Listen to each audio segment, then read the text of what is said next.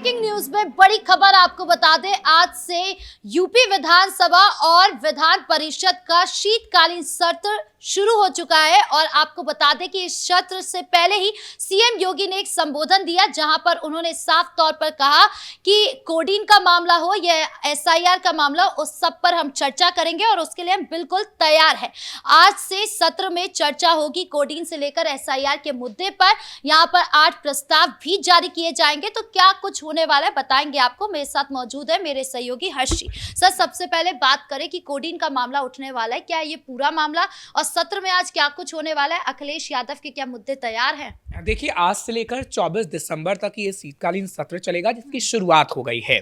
और सदन की अगर बात करें तो सदन के अंदर हम देखेंगे कि विपक्ष जहां सत्ता पक्ष को घेरने की कोशिश करेगा, वहीं सत्ता पक्ष की तरफ से पूरी तैयारी कर ली गई है, क्योंकि कम समय है काफी, और इन कम समय में कैसे जनता के मुद्दों को उठाया जाए और कैसे जनता के मुद्दों की बातचीत की जाए। लेकिन विपक्ष का कोई प्लान नहीं है। विपक्ष का प्लान है कि सिर्फ और सिर्फ सरकार को घेरा जाए। सबसे पहले सीएम योगी की बात करते हैं, फिर बात करेंगे जो आपने एक एक करके मुद्दे बताए हैं, एसआईआर हो, बीएलओ की मौत का मुद्दा हो, या फिर अन्य मुद्दे हो। सीएम योगी आदित्यनाथ जब शीतकालीन सत्र की शुरुआत हो रही थी, बाकायदा उससे पहले प्रेस कॉन्फ्रेंस होती है, जब भी शीतकालीन सत्र की शुरुआत होती है तो सीएम योगी ने भी प्रेस कॉन्फ्रेंस की, मीडिया को संबोधित किया और उन्होंने सबसे पहले कफ सिरफ का मुद्दा उठाया, क्योंकि लगातार कफ सिरफ के मुद्दे को लेकर विपक्ष सत्ता पक्ष को घेरने का काम कर रहा है और ये कह रहा है कि आप दुकानों पे जाएं तो कफ सिरप मत लीजिएगा, उससे अच्छा है कि आप देसी नुस्खे अपना लीजिएगा, क्योंकि कफ सिरप ने आपको मारने की चीजें रखी हुई हैं। हालांकि सीएम योगी ने साफ संदेश दिया है कि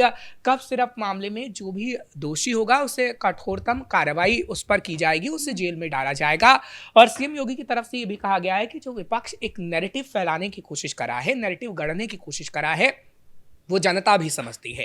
और करारा प्रहार विपक्ष पे इस वक्त किया गया है सीएम योगी आदित्यनाथ की तरफ से, जब उन्होंने ये कहा, हालांकि उन्होंने समाजवादी पार्टी का नाम नहीं लिया, अखिलेश का नाम नहीं लिया, लेकिन उन्होंने इतना जरूर कहा कि जब उनकी सरकारें होती थी तब हमने देखा है कि क्या क्या होता था, जिससे साफ तौर पर यह लगा कि योगी आदित्यनाथ ने अखिलेश यादव पर ही कटाक्ष किया है, क्योंकि पहले समाजवादी पार्टी की सरकार और बसपा की सरकार ही रही थी।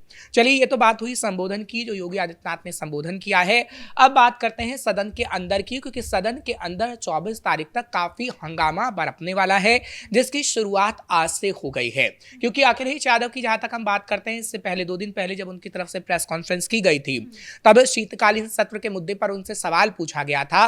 तब उनकी तरफ से कहा गया था कि शीतकालीन सत्र में हम एसआईआर का सबसे बड़ा मुद्दा उठाएंगे और उसके बाद ये बीएलओ की मौत का मुद्दा उठेगा, क्योंकि समाजवादी पार्टी इन मुद्दों को उठाएगी। क्योंकि अखिलेश यादव तो देखिए दिल्ली तक जा पहुंचे हैं, अखिलेश यादव लोकसभा के अंदर एसआईआर का मुद्दा उठा चुके हैं, लेकिन अब समाजवादी पार्टी किस तरीके से विधानसभा में इस मुद्दे को उठाती है। सर, एसआईआर का मुद्दा तो हम पिछले कितने दिनों से देख रहे हैं कि बार बार अखिलेश यादव उठा ही रहे हैं। कभी वो एसआईआर के मुद्दे पर कहते हैं कि विपक्ष की वोटों की चोरी हो रही है, कभी वो कहते हैं कि डिटेंशन सेंटर बनाया क्यों जा रहा है, आधार कार्ड जब है तो डिटेंशन सेंटर का काम ही क्या है, और कई सारे ऐसे आरोप उन्होंने लगाए। बीएलओ की मौत का भी मुद्दा उन्होंने उठाया ही है। अब सत्र में ऐसा क्या रह गया जो बाकी रह गया है?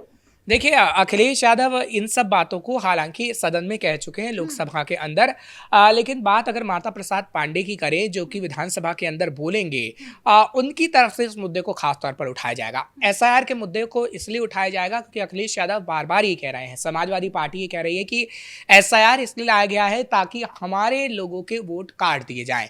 आपने देखा कि किस तरीके से उन्होंने अपने पीडीए प्रहरी की तैनाती करी, हर जगह देखा कि एसआईआर को लेकर फॉर्म भरवाया जा रहा है या फिर नहीं भरवाया जा रहा है। कई ऐसी बातें रही जो अखिलेश यादव को डर सताता रहा कि कहीं एसआईआर आया है तो हमारे जो वोट बैंक है वो ना कट जाए। जब पर सवाल तो यही है ना सर कि एक तरफ तो आप एसआईआर पर दुश्मनी दिखा रहे हैं, आप दिखा रहे हैं कि एसआईआर गलत है, नहीं होना चाहिए, और दूसरी तरफ आपकी नरमी भी दिखाई दे रही है कि आप प्रहरी तैयार कर रहे हैं, दूसरी तरफ आप मंत्रियों को कह रहे हैं कि आप जाकर देखिए कि एसआईआर की प्रक्रिया सही से हो रही है या नहीं हो रही है।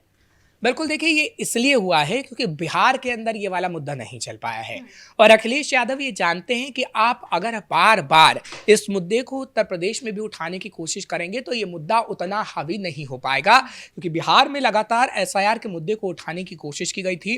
और खुद अखिलेश यादव जब मंच पर पहुंचे थे, हमने देखा कि महागठबंधन के लिए प्रचार किया गया था, तब भी अखिलेश यादव ने एसआईआर को लेकर एक नैरेटिव गढ़ने की कोशिश की थी और कहा था कि देखिए, हमारे जो लोग हैं तमाम जो हमें पसंद करते हैं उनके वोट काटने की कोशिश इस वक्त बीजेपी की गवर्नमेंट कर रही है, लेकिन वो मुद्दा काम नहीं आ पाया। अब उत्तर प्रदेश में जितनी बार वो एसआईआर करेंगे, कहीं ना कहीं वो खुद ही मुंह की खाएंगे।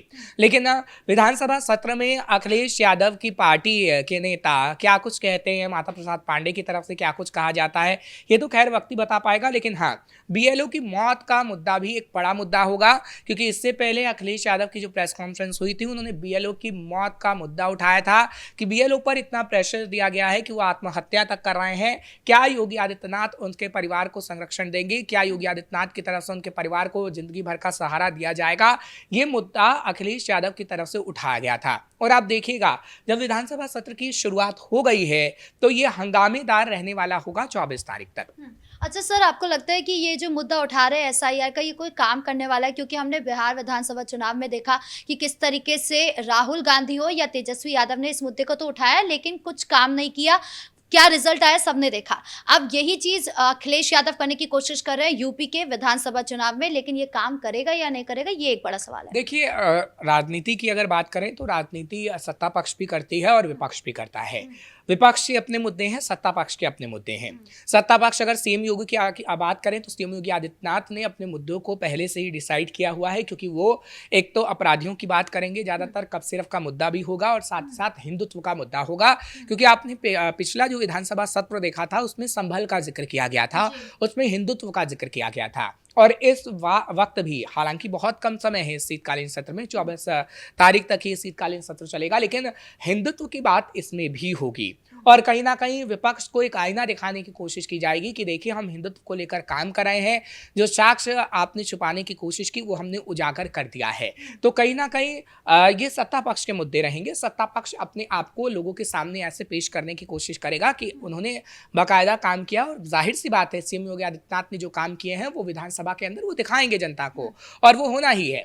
लेकिन अगर विपक्ष की बात करें, विपक्ष अगर अपने सही मुद्दों को डिसाइड नहीं कर पाया, सिर्फ वो एसआईआर तक ही सीमित रहा, तो आप यकीन मानिए कि विपक्ष आगे आने वाले समय में एक बार फिर से धाराशाही हो जाएगा। सर, सत्ता पक्ष तो बार बार ये सवाल उठा रहा है कि अगर वोट चोरी हो रहा है, अगर लोगों को तकलीफ हो रही है, आप तो लोगों की तकलीफ ही बता रहे हैं, अगर आपको तकलीफ हो रही है तो फिर लोग कहाँ पर है, सड़कों पर क्यों नहीं आ रहे, कोई सवाल क्यों नहीं उठा रहे, मीडिया के सामने क्यों नहीं आ रहे, कोई कुछ कह क्यों नहीं रहा है? दिक्कत तो सिर्फ आपकी नजर आ रही है। देखिए, एक बार बार हम कहते हैं ना कि एक नैरेटिव बनाने की कोशिश की जाती है, विपक्षी पार्टी की तरफ से वही नैरेटिव गढ़ने की कोशिश की जा रही है, क्योंकि उनके पास मुद्दों की कमी हो गई है।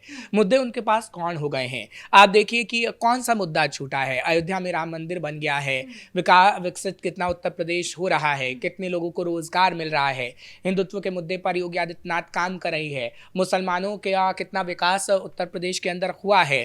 तो आखिर अखिलेश यादव के पास मुद्दे कहाँ हैं?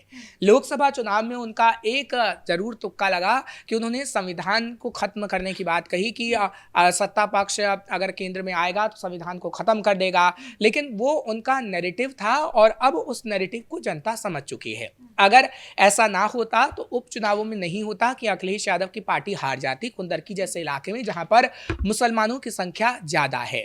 तो आपका एक बार नैरेटिव चल सकता है, आप एक बार पीडीए चिल्ला सकते हैं, पीडीए पर काम की बात बता सकते हैं, लेकिन अब वो पीडीए भी आपका नहीं चल रहा है।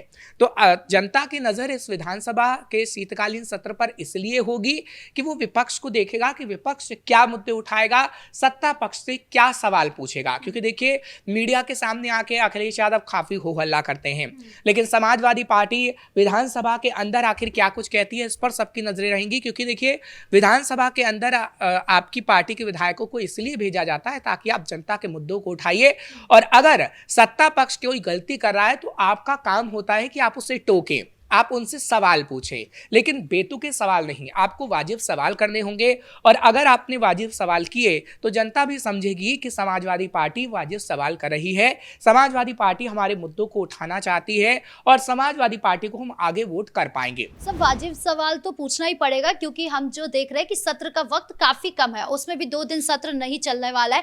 ऐसे में अगर एसआईआर ही अगर विपक्ष करता रहेगा तो जो असल मुद्दे हैं बिहार के, यूपी के, वो रह जाएंगे। देखिए, उत्तर प्रदेश के अगर मुद्दों की बात करते हैं तो उत्तर प्रदेश के मुद्दों को योगी आदित्यनाथ ने समझा है कि किस मुद्दे पर काम करना है और किस मुद्दे पर विपक्ष को जवाब देना है।